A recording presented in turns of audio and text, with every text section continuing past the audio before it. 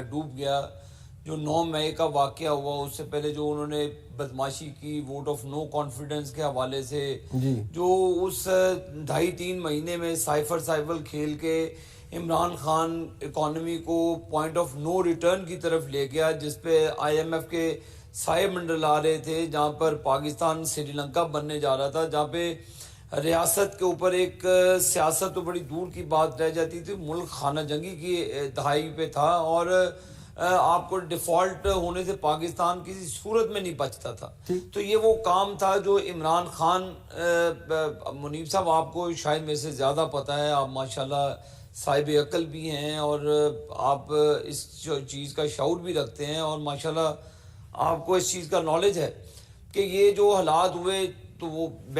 مجھے یہ تھوڑی سی تفصیل اس طرح بتانی پڑتی کہ قوم کو بار بار بتانے ہی سے چیزیں واضح ہوتی, کیونکہ اس نے بار بار جھوٹ بولا, اتنا پکا جھوٹ بولا کہ قوم کو وہ لے دے بیٹھا.